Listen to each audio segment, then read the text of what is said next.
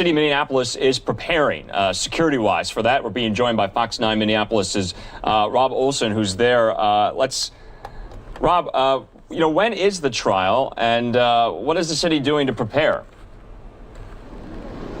Well, doing a lot to prepare. The trial itself, jury selection begins a week from now, but they have slated 3 weeks for jury selection and for other motions. So opening arguments don't start then until towards the end of the month, and then they're planning that they could go to mid to late April on that. So with that in mind, this is what you see in downtown Minneapolis is more and more barricades and fencing now going up. This is the federal courthouse in downtown Minneapolis, so they are preparing. Across the street from that to the south, that is the Minneapolis City Hall, and the sheriff's department's in there, so they've got some barricades up. And on the other side of that is where the trial will be in the Hennepin County Government Center, the courthouse down there.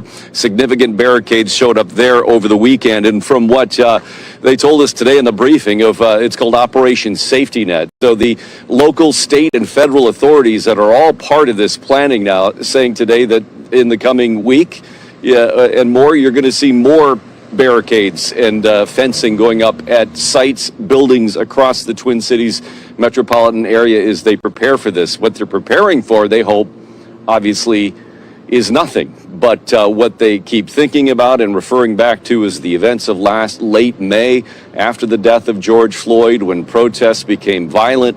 They grew, they got destructive, as more people poured in from out of the city, from out of state, and law enforcement were playing a game of catch-up at that point, constantly reacting to crowds that they didn't anticipate would continue to grow in number and continue to grow in their violence. So again, as they're bringing more backup in, as they're trying to get the National Guard activated and moved in, it was a game of catch-up at that point. And after several days, then obviously a lot of destruction. Fire department, they couldn't get to calls adequately because of safety concerns, and simply when they'd get there, it wasn't safe. So again, a lot of what they're doing now is preparing for the worst, hoping that itself might be a deterrent. But today, a briefing for the Minneapolis City Council, some of them expressed concerns that all this, the fortifications, creates a heavy-handed image for a case that centers around police brutality. And this itself may create an atmosphere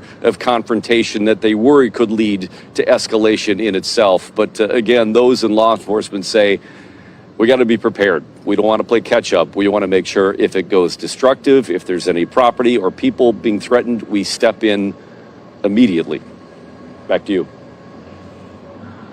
And Rob, just kind of covering all our bases here at NewsNOW on this story, because there's a kind of smaller angle associated with this in regards to the Minneapolis City Council, who had this plan to kind of reach out to social media influencers with kind of curated, pre-planned social media messages going out surrounding the trial.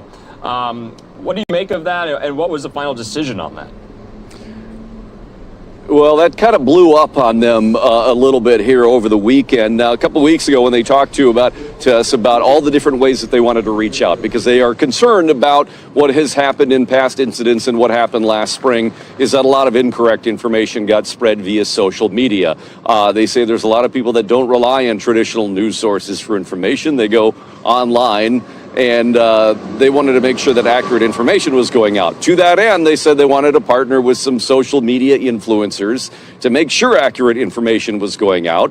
On Friday, approved a budget to pay these influencers $2,000 apiece, which a lot of people then saw as, okay, now you're paying them to distribute propaganda. How can we trust that? That doesn't seem right.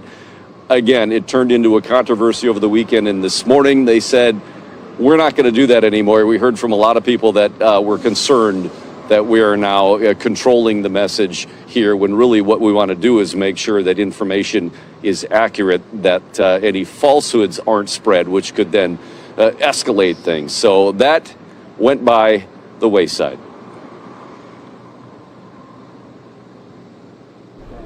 All right, Fox 9's Rob Olson there, live for us in downtown Minneapolis. Thanks so much. Talk to you again.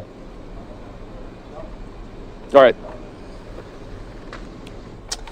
All right, and we are going to be going out now to Houston, where police are going to be having